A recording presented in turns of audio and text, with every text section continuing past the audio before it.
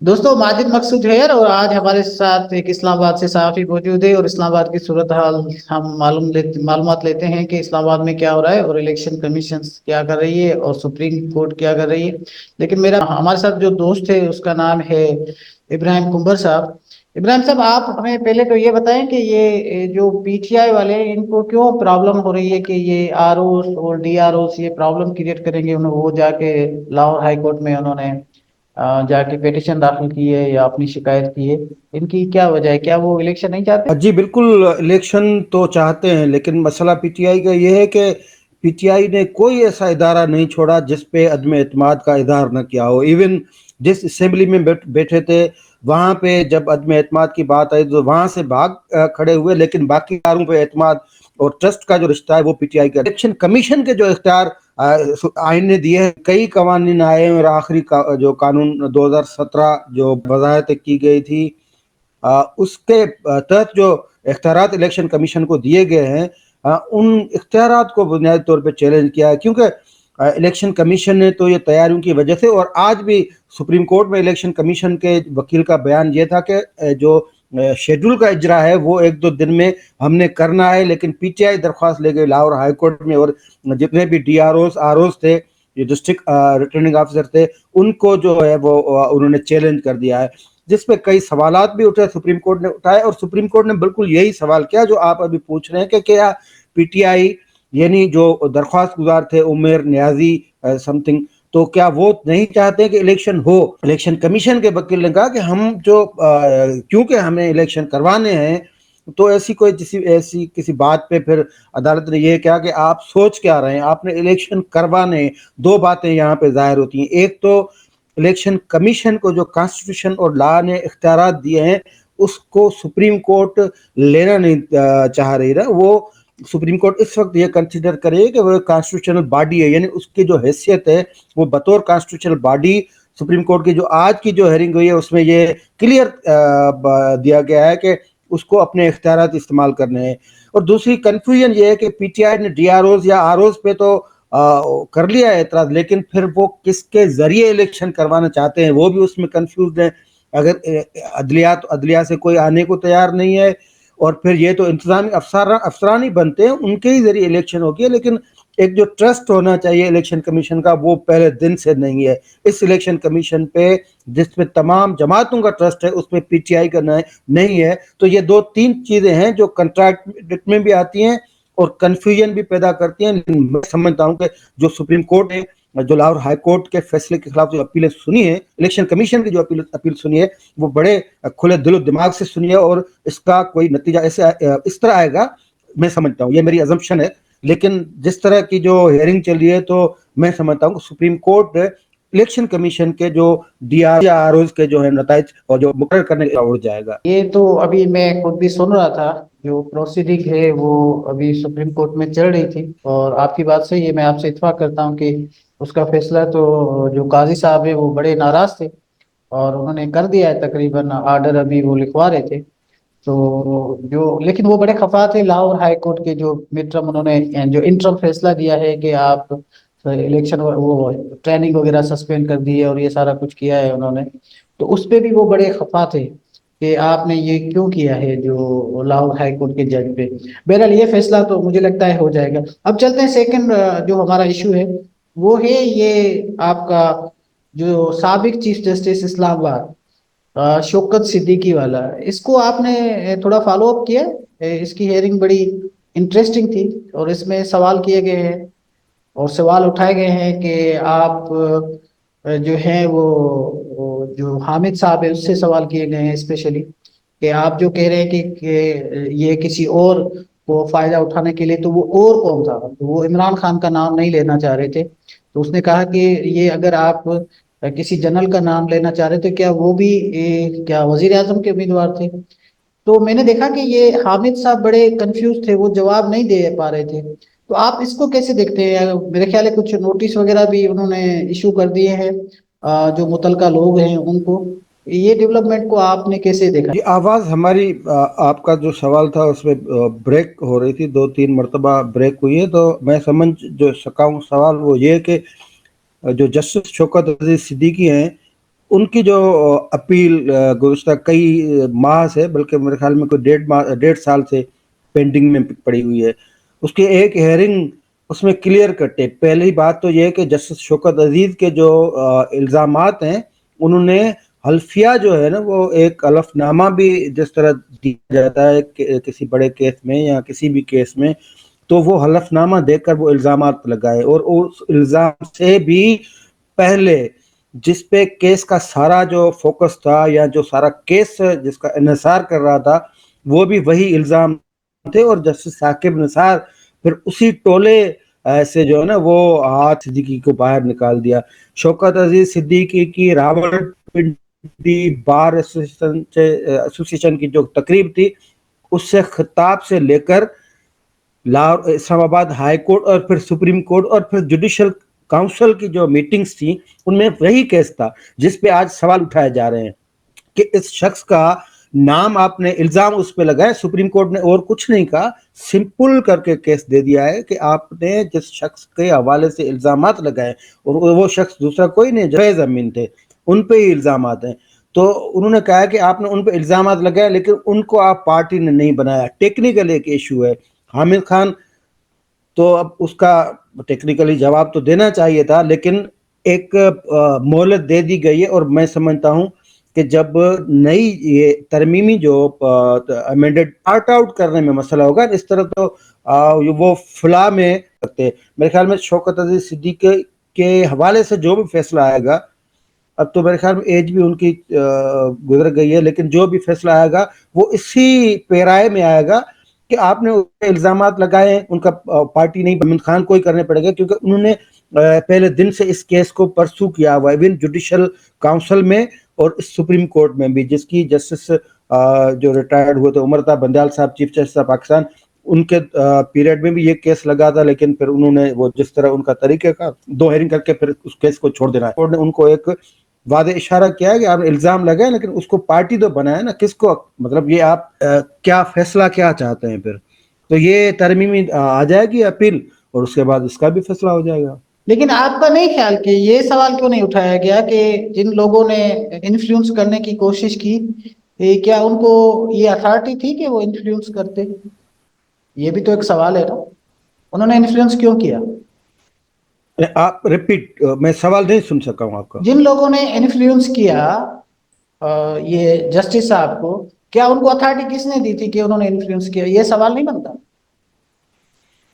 نہیں، یہ سوال تو بنتا ہے، لیکن اگر اپیلانٹ جو ہیں وہ اگر یہ سوال، حامد خان جو ہیں اپیلانٹ کے وکیل ہیں، اگر وہ سوالات نہیں اٹھاتے، ان کی اپیل میں اگر سوال نہیں ہے، تو پھر سپریم کورٹ ان کی طرف سے تو معاملات اٹھائے گی نا. کے پاس تو پوری داستان ہے اور پہلے دن سے ہے کہ ان کو بطور جج، بطور سینئر جج کس طرح پریشرائز کیا گیا، بطور سینئر جج ان کو سیاسی جو کیسز تھے ان کو کس طرح الگ کرنے کی کوشش کی گئی. پھر ان کے گھر کن حضرات کی جو آمد ہوئی، وہ کچھ ایونٹس تو انہوں نے بیان کر دیے، لیکن یہ ایسے کئی کیس بھی آئے ہیں نا. ایسے تو سپریم کورٹ کے کئی فیصلے ہیں، اور مجھے جو آخری فیصلہ یاد آتا ہے وہ اس کا جو پرویز مشرف نے دوسری ایمرجنسی لگائی تھی 2007 میں. پھر جب سندھ ہائی کورٹ بار والا کیس تھا، اس میں بھی انہوں نے بطور کسی ادارے کو تو نہیں سپریم کورٹ نے ذمہ وار قرار دیا تھا، بطور فرد جنرل پرویز مشرف کو دیا گیا تھا، جیسے افتخار چودھری کی جو سربراہی میں لارجر بینچ تھی. تو پھر اس طرح معاملات آتے ہیں. پھر سپریم کورٹ یہ نہیں چاہتی کہ ہم ایک ادارہ اور بطور دوسرے ادارے سے جو ہے وہ لڑائی کریں، وہ سارٹ آؤٹ کرتی ہے، 2-3 نام لکھتی ہے، پھر کہتی ہے کہ خود قاضی صاحب جو ہیں چیف جسٹس، اس کے آپ کو یاد ہوگا ان کی 1-2 جگہ پہ اسٹیٹمنٹ یا ریمارکس بھی تھے کہ آپ کسی ادارے پہ الزام نہ لگائیں، جس شخص نے وہ کیا ہے، یعنی وہ ویسے آنیسٹلی اسپیکنگ کہ وہ ادارہ ہی کرتا ہے، فیصلے ادارے کے ہوتے ہیں، اس شخص کے نہیں ہوتے. اس فیصلوں کی منظوری مختلف مراحل میں ہوتی ہے نا. بل فرض ہم یہ نہیں کہہ سکتے ہیں کہ جنرل ضیاء الحق اکیلے تھے جنہوں نے مارشل لا لگائی تھی، جنرل پرویز مشرف اکیلے تھے، جنرل ایوب اکیلے تھے، جنرل یہ نہیں، بطور ادارے نے لگائی تھی نا. تو یہ ججز بھی تو اپنی جان ان کو بھی عزیز ہے، اور تھوڑا معاملے کو کچھ نہ کچھ وہ لے کے، کچھ نہ کچھ دے کے کچھ لینے کی کوشش کرتے ہیں. تو اسی طرح یہ آبزرویشنز آتی ہیں. اچھا ابراہیم صاحب، اب ہم چلتے ہیں تھوڑا یہ جو ملک کی لا اینڈ آرڈر کی یہ جو صورتحال ہے اسپیشل ہمارے ڈی آئی خان میں. ابھی میں پڑھ رہا تھا ڈان کی ایک ایکسکلوسیو رپورٹ آئی ہے، اس میں لکھا گیا ہے کہ ایک سال میں تقریباً 700 اٹیکس ہوئے. 700 اٹیکس ایک سال میں جو کے پی میں ہوئے ہیں. آپ کیسے دیکھتے ہیں؟ یہ ملک میں تو بڑی سائلنس ہے، لیکن یہ تو ایک انسرجنسی والی صورتحال ہے، ایک وولٹائل صورتحال ہے. آپ کیا سمجھتے ہیں کہ ایسی صورتحال میں ملک میں الیکشن ہو جائیں گے؟ جی ماجد صاحب، مسئلہ یہ ہے کہ یہ لا اینڈ سچویشن، آرڈر کی سچویشن، یہ دو اشیاء ہمارے پاس عام ہیں، دو سچویشنز. ایک تو معاشی صورتحال، دوسری دہشت گردی. یہ کامن ہے، اور اس کے آپ جو قدموں کے جو نشان ہیں وہ آپ ایک پونی صدی پہ یا آدھی صدی پہ محیط ہے نا. اور پھر تبصرہ یہ جو بھی حلقے یہ کہتے ہیں کہ یہ عوام کو ان کی حدود میں رکھنے یا ان کو پھنسائے ہوئے رکھنے، ان کو الجھائے ہوئے رکھنے کے لیے یہ جو دو اہم جو چیزیں ہیں وہ ان کے لیے ضروری بھی ہے. مسئلہ یہ ہے کہ دہشت گردی ہے، اور یہ تو جو واقعات کچھ رپورٹ ہوتے ہیں اور کئی واقعات رپورٹ بھی نہیں ہوتے کہ کیا صورتحال ہے. کے پی کے کی صورتحال دیکھیں یا بلوچستان کی صورتحال دیکھیں، ہم تو ٹھیک ہے جو انٹیریئر یا سندھ ہے، پوری کراچی حیدرآباد سے لے کر سندھ تو زبردست ہے، امن امان میں ہے. یہ جو اگر تھوڑے بہت ڈاکو چھوڑے جاتے ہیں یہ بھی کسی کے کہنے پہ یا کسی وڈیرے بہتار اس کے کہنے پہ جانے، باقی صورتحال نارمل ہے. یہ ایونٹس ہو رہے ہیں اور تواتر اور تسلسل سے ہو رہے ہیں. اچھا، ان کو روکنا کسے ہے وہ بھی سب کو پتہ ہے، اور یہ پولیس سے تو روکے بھی نہیں جا سکتے. پولیس سے بالکل روکے جا سکتے ہیں اگر پولیس کو فری ہینڈ دیا جاتا ہے، لیکن جن کی ذمہ داری ہے یہ جو اب دہشت گردی کو اب فیس کر رہے ہیں نا، تو اس کے حقیقی ذمہ دار تو وہ ہے نا جو دہشت گردوں کے لیے گڈ اور بیڈ طالبان کا نام یوز کرتے ہیں، یا وہ مجاہدین کبھی ان کو سر پہ بٹھا دیتے ہیں، پھر وہی مجاہدین امریکہ کے مطالبے یہ پہ وہ ابراہیم کھڑے ہو صاحب جاتے ہیں. تھوڑا سا اس میں سپلیمنٹری کوسچن ہو جائے گا. انہوں نے کچھ لوگ آزاد بھی کیے ہیں، ٹیررس جس کا پیپلز پارٹی آج کل ان کو آڑے ہاتھ لیا ہوا ہے، اور انہوں نے کہا ہے کہ کن لوگوں نے ان کو آزاد کیا ہے. جو کچھ دہشت گرد تھے، جو ٹی ٹی پی کے لوگ تھے، ان کو جو فارمر گورنمنٹ تھی اس کی کے پی کی، انہوں نے آزاد کیے ہیں. کوئی 150 لوگ ہیں.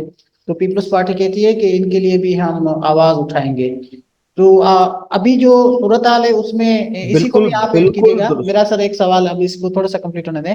اور دوسرا یہ کہ اس میں جو ابھی جو اسلحہ استعمال ہو رہا ہے اور جو ٹی ٹی پی والے لوگ ہیں وہ زیادہ سوفسٹیکیٹڈ ہیں پہلے سے. تو لوگ تو مر رہے ہیں، آرمی کے لوگ ایک دن میں 30 یا 25 لوگ مر جاتے ہیں، تو یہ بہت بڑی بات ہے.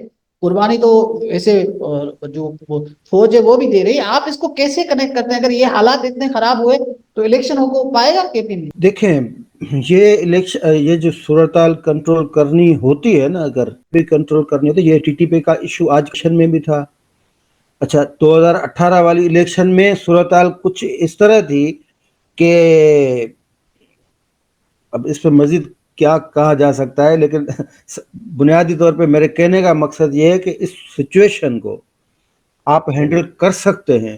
ریاست سے بڑی کوئی چیز نہیں ہوتی، ریاستی اداروں سے بڑی چیز کوئی نہیں ہوتی. یہ تو نہیں ہو سکتا کہ آپ کہیں کہ طاقت ہمارے ہاتھ ہے، جو رٹ آف دی گورنمنٹ وہ ہم بحال کروانا چاہتے ہیں، لیکن اس کے برعکس یہ دہشت گرد آئیں اور آپ کی رٹ کو نہ فقط چیلنج کریں لیکن قبضہ کر جائیں آپ کے علاقوں پہ. یہ دو خطرناک سچویشنز ہوتی ہیں. دوسری بات، یہ جو دہشت گرد چھوڑے جاتے ہیں پھر ان پہ بھی سوالات تو اٹھتے ہیں نا. پیپلز پارٹی کا سوال اس حوالے سے بالکل جائز ہے کہ اگر آپ سمجھتے ہیں کہ آپ اپنی دھرتی پہ دہشت گردی برداشت نہیں کریں گے، یا آپ اپنی زمین کو کسی اور ملک کے خلاف دہشت گردی کے لیے استعمال نہیں کرنے دیں گے، تو یہ جو آئے ہیں پھر افغانستان سے آئے یا کسی اور بارڈر سے آئے، لیکن ان بارڈر سے کیسے آئے؟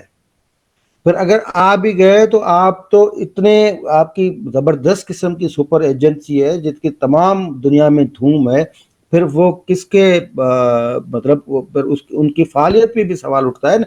ایک تو آ گئے وہ، پھر اس کے باوجود آئے اس کے بعد آپ کنٹرول بھی نہیں کر سکتے. آپ کا کام فقط تھریٹ جو ہے نا وہ اس کے لیے خبردار نہیں کرنا کہ یہ تھریٹ ہو گئی ہے کل یہ ہو جائے گا. نہیں, یہ جب تک یہ ماجد صاحب یہ میری جو انڈرسٹینڈنگ وہ یہ ہے کہ جب تک آپ اس معاملے میں کلیئر نہیں ہوتے اور یہ دوغلی پالیسی نہیں چھوڑتے, یہ آپ کہتے ہیں کہ یہ ٹی ٹی پی کا یہ دھڑا اچھا ہے یہ خراب ہے, یہ تو پھر وہی بات پرانی ہوئی کہ پھر کچھ گڈ طالبان ریڈ طالبان نہیں.